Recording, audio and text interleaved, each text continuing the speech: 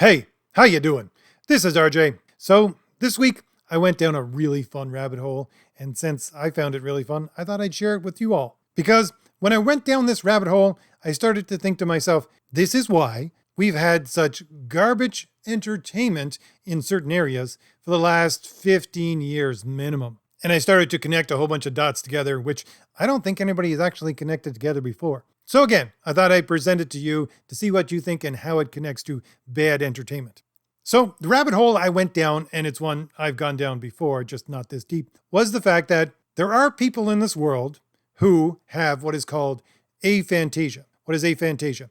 It is the inability to create a picture in your own mind. And there is another condition, which is, as science has so far been able to tell, linked a little bit with aphantasia, and it's the lack of an inner voice. Some people don't have the ability to have a conversation with themselves in their own head. They don't have their own voice in their head. And the thing is, some of you out there listening to my voice might have one or both of these. Why? Because they estimate it as being about 50% of the population might have aphantasia, and 50% of the population might not have an inner monologue. And I not only listened to videos about these conditions themselves, I went into some scientific literature, and I also listened to some videos where people who have these conditions actually describe it. And there's one specifically that I found very interesting, was a woman that had both. She has no ability to generate a picture inside her own head, and she doesn't have an inner monologue. And I found it fascinating, especially when she described how she processes information. Because, again, first of all, she can't picture even her children's faces in her head. When it comes to thinking about her children, if someone said to her, picture your children in your head, all that would come up in her head, she said, would be a grocery list, basically, of their features, not an actual picture. So their hair is this color, their eyes are that color, their hair is this long, their nose is that long, etc. And because she doesn't have any kind of inner monologue, whenever she wants to recall information, it doesn't come into her head as if it were a fully formed discussion. No, it comes into her head as she basically described an automatic info dump of this grocery list of information. And then it spills out of her mouth because she can't hold it in her brain for very long. Now, when I heard this, I said, oh, sweet merciful heavens, this is why we have had such garbage comics for the last 15 years. Why? Because they're hiring people who have aphantasia and no inner monologue. They can't actually picture something on the page, and when they want to write, let's say, dialogue, they're just info dumping the entire thing into the script. Now, in the background, I'm going to put up some examples of this from the last 15 years. Apologies for those of you who just listen as a podcast. But there are examples of splash pages with just two people standing there, nothing but giant word balloons around them. Why? Because this is an info dump. Or a page with much, much too small panels and just word balloons everywhere. Again, they can't picture these things in their head in order to figure out how to write the script, in order to figure out what it's going to look like on the page, and then they info dump all of their information onto that script as well, and you get the crap comics we've had for the last 15 years. And it doesn't just affect comics. Why? Because the basic form of sequential art and storytelling also affects storyboarding. And storyboarding would be the basis of television, movies, video games, a lot of different kinds of entertainment. Now, if you need someone to be able to write a storyboard or to write a comic book, why in the world would you hire someone with aphantasia and or with the lack of an inner voice? Well, here's my assertion, because as far as I can tell, no studies have ever been done on this. As best I can get is people saying, well, we don't know if there's a connection between the two. But I think there is a connection between aphantasia, the lack of an inner voice, and on the one hand, an increased risk of mental illness, and on the other hand, an increased probability that you're going to be on the left-hand side of the political spectrum. And those things are all connected together by something we all know very well, and that's identity politics. Now again, I want to reiterate, this is my own research here. No actual scientific studies have been done for this. The best I could find was the fact that people say, well, we can't find any connection between the two, so we don't think there's a connection between the two. That's not a rational way to actually argue anything. Lack of evidence does not constitute evidence. Now, how and why do I think there's a connection between the two? Why? Because for the majority of my channel's history, I've gone over podcasts from Marvel of people who work for Marvel talking about their job and themselves. And over again, almost every time you got one of these identity politics hires, they would inevitably say two things in their little interview that they would have on this podcast for Marvel. Number one, they're in therapy.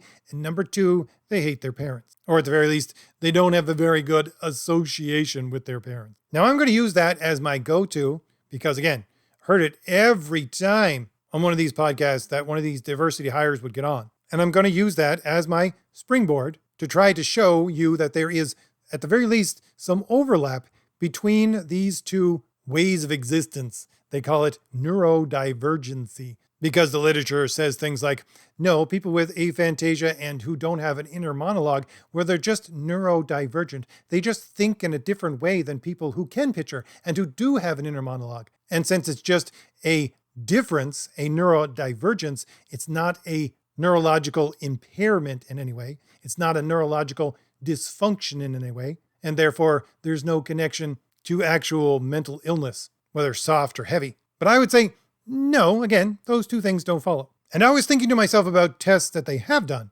studies that they have done. Studies, for example, that show that people with a low gag reflex, with a low sense of disgust, tend to be on the left. And people with a high gag reflex, a high sense of disgust, tend to be on the right. This, by the way, would be part and parcel of the entire problem with our society right now. This is why the left is driving towards more insane things all the time that people on the right find completely disgusting. And this is why we're driving towards a society where these people self-select themselves out of the gene pool. Why? Because normally these people with a low disgust mechanism inside would just die in society anyway, because they would be doing something they didn't think was disgusting, which ended up being disgusting, and then die of, let's say, food poisoning or some kind of sexual transmitted disease, etc., etc. And I thought to myself, you see that connection there? It's not the heaviest connection in the world, but I think there's a connection there, an overlap between that kind of selecting for a certain political ideology and mental divergence in a certain direction, which is close to mental dysfunction, and the inability to see pictures in your head and the inability to hear an inner monologue. And at the very least, which is what I'm arguing, at the very least, there would be more of a chance of people with no inner monologue, with the inability to see pictures in their head, to fall into the left-hand political category and also to fall into certain kinds of mental illness. So again, why? And how does this connect with identity politics and the fact that I was talking about these Marvel writers and editors, etc., who always go on about the fact that they're seeing a therapist and that they hate their parents? Well, let's dive into that for a few minutes. So you don't have to know too much about modern psychology to see how those two things are linked. The reason why most of these people probably have to go see a psychiatrist is because they're lacking people in their lives in order for them to actually work through their problems. Because that's one of the things about an emotionally healthy family and friend system. It's the fact that you have these people and you can work through problems with them. I hate using the term emotional intelligence, but that's the term they use. And it's the fact that you're emotionally intelligent enough that you can work through problems with the people around you that you trust. And therefore, typically you don't need to go see a psychiatrist because you can work through those problems before they get to a point wherein you need to see someone for professional help. Now, it's a bit of a chicken and the egg. These people might not have a support system like that in their life because they hate their parents. But also, they might hate their parents because their parents never taught them how to have such a system in their life. So, here's an example of what I mean. These people would most probably be the product of what is called a low-effort family. Now, what's that? A low-effort family is one where all of your physical needs are met. You know, you have shelter, you have food, you get set off to school, etc., etc. But when it comes to higher needs, like the ability to work through emotional problems when you're a child, they're just not there. And we know, by the way, that this is going to happen more on the left than on the right. Why? Because, for example, if you have both parents working, and they just don't have time to sit down and discuss your feelings every time you have a major problem in your life, then you're not going to develop the necessary emotional intelligence to work through your own problems by yourself by the time you get to be a teenager or in your early 20s. And again, people on the right would typically have the mother staying home. And this is extremely acute in households where there's only one parent, again, which typically you're going to get on the left. And that's for two reasons. One being you don't have a male and a female perspective in order to bounce it off both ways in order to more holistically develop your emotional intelligence. And two, you got a single parent. Usually they're going to be much too busy trying to control every bit of chaos in their life and provide for everyone that they're not going to be able to sit down with you every time and help you work through your problems. And by the way, even if they do it inconsistently, so sometimes they're there and sometimes they're not, that sometimes is even worse. Now, here's where identity politics enters into the entire thing. If, as a child, you're not able to have a system built up through the care of your parents, teaching you how to be emotionally intelligent, if you're missing that entire system, by the time you get to form your identity, that is to say, when you're a teenager and then into your early 20s, that identity never becomes fully formed. Or at the very least, never becomes fully formed if you continue to use those same set of skills that you possess. So here's the thing. Your parents don't teach you any kind of emotional intelligence. You don't know how to work through your own problems. When you get to be by yourself, you can't work emotionally through the problems that arise. Therefore, you never build a complete identity for yourself. And not having a complete identity for yourself sounds very familiar to the left's idea of identity politics. Of the fact that, oh, you can just change who you are just because of how you feel. And further to that, we know that people who are emotionally immature in this way also tend to think about things in black and white and typically like to do something called splitting. And in this context, it means that they will see something as either entirely good or entirely bad. And they can flip on a dime from one to the other. So they think of something as completely good, will never criticize it. Then something happens which disturbs typically their identity, and the entire thing flips over, and that thing is now entirely bad. It is the devil incarnate. Does that sound like the left to you? Or at the very least, the progressive left. Now, why do they do such things? Why do they have to look at things in black and white? Why do they typically split in this way, thinking about something as all good or all bad? Well, it's because they have the inability to actually take any kind of criticism or look at things that is going to challenge their identity, as shaky as it is, in any way. Why?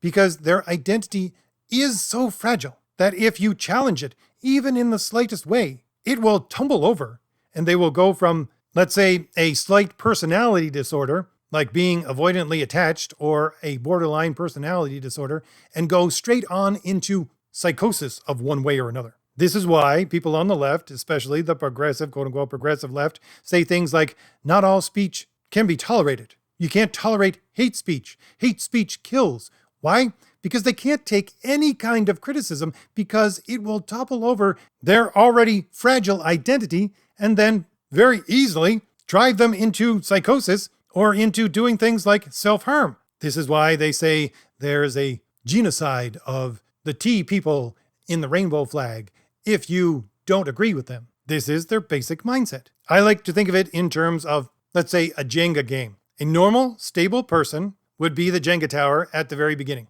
And if someone knocks out one of the Jenga pieces, the whole thing's not going to topple over. And as a healthy individual, if you have the ability as a emotionally mature person to repair that rift within the Jenga tower, to put a block back in because you know how to deal with problems, then so much the better. But if you're one of these people, your Jenga tower has so many pieces missing that if you knock one of those pieces out, the entire thing is going to fall over. Most probably, not only is it ready to topple over itself, but the only way they can keep it up is through external means. They have no internal processes of emotional intelligence to actually deal with holding up their own identity. So that's a brief description of how identity politics comes out of, well, most notably, neglect as a child, the inability to actually be emotionally mature, and more, what they lead to, which is some kind of mental dysfunction. But let's look at the overlap between that and what I talked about at the first, things like aphantasia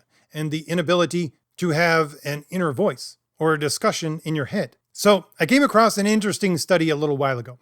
It said that one of the easiest ways to boost dopamine in your brain, and dopamine is basically the base brain chemical that gives you motivation. So one of the easiest ways to do that is to see your family every day. And if you can't do that, a secondary way to actually get a smaller dopamine hit and thus motivation is to look at pictures of your family. And I think we've all had some experience of this in our lives. You know, you're working at a crappy job. You say to yourself, why am I doing this? Then you look over at a picture of your family and go, oh yeah, I'm doing it because of them. You instantly get some motivation. You go back to work.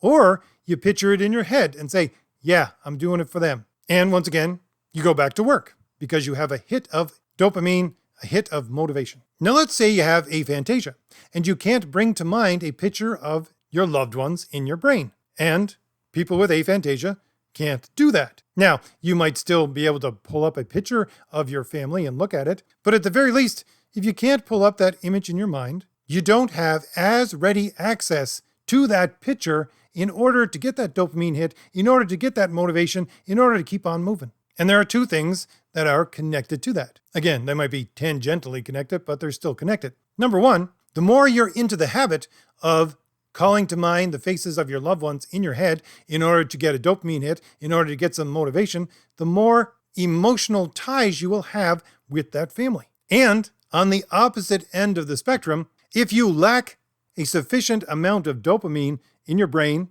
in your life, you lack motivation, that's one of the things that's a precursor for various kinds of mental dysfunction, most easiest being depression. So again, while there may not be a correlation there, there's certainly an overlap that would say that if you can't bring to mind a picture of your loved ones in your brain, or you physically, by using external tools like pictures, will have to go through extra steps than the rest of the people around you in order to get that same process done, and thus you're more at risk, at the very least, not to have as deep an emotional connection with your family, and also, on the other hand, more at risk to developing something like depression. Now, let's look at it from a different angle. Let's look at it in terms of logic, and I'm going to use traditional logic, medieval and ancient logic, not the modern forms of so-called logic that they use. And the most traditional form of logic, the one that deals with things like identity and the ability to generate pictures in your mind, etc., would be Thomistic logic. Which, by the way, you might say to yourself, how does that connect to us at all? Well, it has a severe connection because Thomistic logic is basically your basis for natural law. And if you look at something like the Constitution of the United States, what's that based on? That's based on natural law. So here's the thing about Thomistic logic. If you wish to think in a logical fashion, and bear with me when I get into some technical terms, what needs to happen is the step-by-step process wherein your agent intellect abstracts universal concepts from phantasms. And phantasms are internal sense images derived from external sensory data. So basically, it's a big old way of saying you have to connect yourself to the forms. In order to connect to the forms, you have to be able to see the form within the physical thing that you're looking at, and seeing that form is picturing it in your head, creating a phantasm of it in your head. But the thing is that if you have aphantasia, you're not able to have phantasms. And therefore, aphantasia would prevent the abstract universal concepts entering into your agent intellect. So it would prevent you from thinking in a logical fashion. Now, there are some small ways around this, according to Thomistic logic. He could say that phantasms might be more auditory or tactile than visual. It might be more of a concept than a picture. He might say that the phantasm can be a faint or imperfect picture in your head. It could be something even instinctual. But here's the thing. If it was any of those extra things besides just a normal phantasm in your imagination, a normal picture in your imagination, then you got to go through extra steps. So yeah, people with aphantasia can think in a logical way, but in order for them to think in a logical way, they need to take more steps to get to the same logical ends of thinking in a logical way. And, as I'm sure many of us would probably take as an axiom of human existence, when people are confronted with two paths and one is harder than the other, they're going to take the easy way. At the very least, I would say most people would take the easy way. And I think this is ancient knowledge. Just look at the Christian idea that wide is the path and easy is the path that leads to hell. And narrow is the path, and hard is the path that leads to heaven. In Christian theology, the hard path to heaven is full of thorns and picking up your own cross. And it's narrow because few people go that way. The easy path is the one that most people go on. And so, again, while people with aphantasia can go through these extra steps and can think in a logical way, most probably if you got to go through the extra steps, you'd say to yourself, I'm just not going to do that. I'm just going to go the easy way, which means there's more of a probability that if you have that, you're not going to think in a logical way. This goes right back to the interview with that woman I talked about at the first, where she said, how do I dream? Do I dream in images? No, I don't have any images. When I dream, it's more in feelings. And I would say the same thing would be possible there, more possible there for people with aphantasia. They would say, no, I don't think in logical terms. They could, if they go through extra steps, but they most probably just say, I just think about things in an emotional way. And again, what side of the political spectrum would that lead you to? And this is what brings us back to entertainment. Because if you're looking at it in those terms, what would be the three things, according to Thomistic logic, that would be much more difficult to do if you have a stunted ability to generate phantasms in your head? Well, they would be geometry, narrative memory, and moral imagination. Or to put it in plainer terms, why is geometry important? Because the way logic was developed, it was basically taking the principles of geometry and applying them to speech. Why is narrative memory important? Because narrative is a story. I'm talking about the creation of a story. So number one, it's important in that way. And secondly, it's important because it's also connected to identity politics.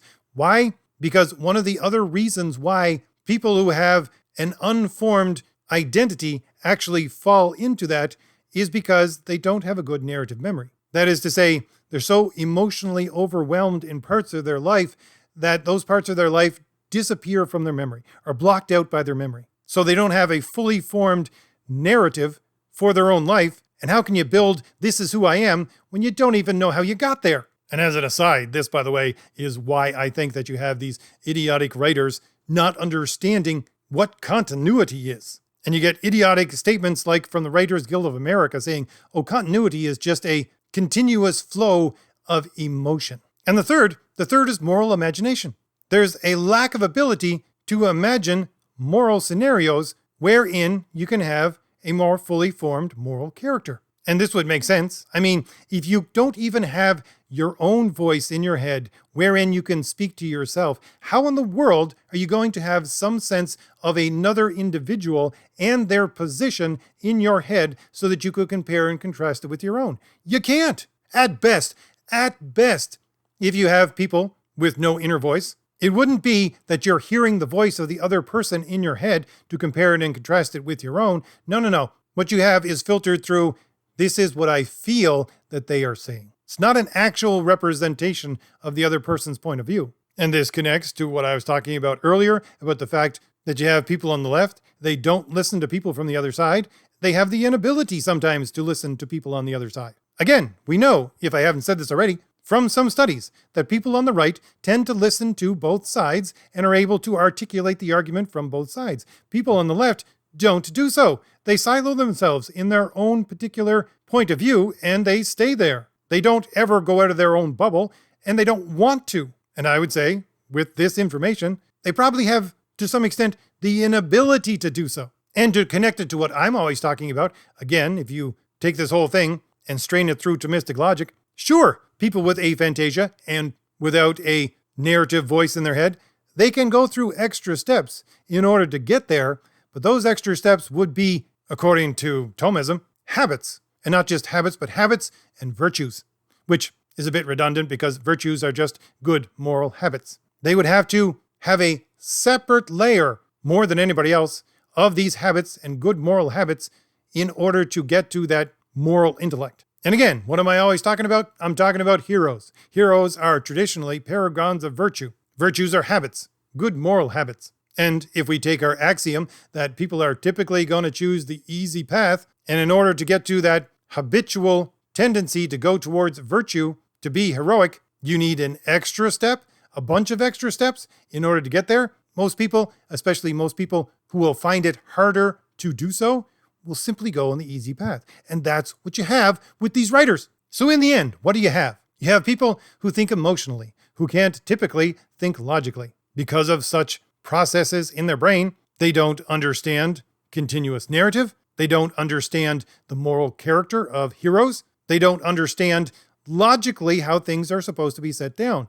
And on top of all that, there is, in my estimation, according to what I have just said, an overlap with people of such character and aphantasia as well as a lack of an inner voice, which, if your entire system of entertainment depends upon the initial stage of storyboarding, which comics is basically a storyboard, and television and movies and video games require storyboards, most probably, then you lack the ability, the most basic fundamental ability to construct what you need to actually get any kind of good entertainment, let alone tell a good story. And especially in this day and age, especially with identity politics all around us, I can say, especially from my experience with these Marvel podcasts, that yeah, you can have people, I'm sure, that have aphantasia and can write a good story or write a good comic. People that don't have an inner monologue that could tell a good story, could write a good comic. But I'm sure those people, because they would have to add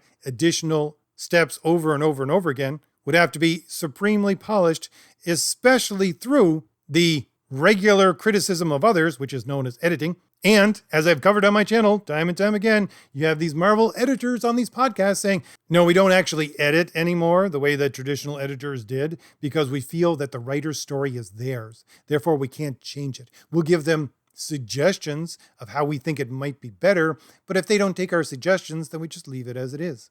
Literally, this is what they say on these podcasts. Actual editors for Marvel. And so again, there's enough of an overlap and redundant systems of idiocracy to say that, yeah, we're going to hire through identity politics. Oh, people with identity politics are going to tend to have these emotional problems, which, again, they're going to have it because their identity is not fully formed. Therefore, they're attracted to identity politics. And that identity, which not being fully formed, doesn't allow them to see things from other people's perspectives, doesn't allow them to create scenarios in their head where they could possibly see the other side as having a point. And then you layer on top of that the fact that, and I call it a fact because I just think of it as a fact because in my mind this is connected together, these people would most probably have a higher affinity for aphantasia and lack of an inner voice, which, unless struggled against severely, means they have the lack of basic skills to even create a storyboard, then yeah,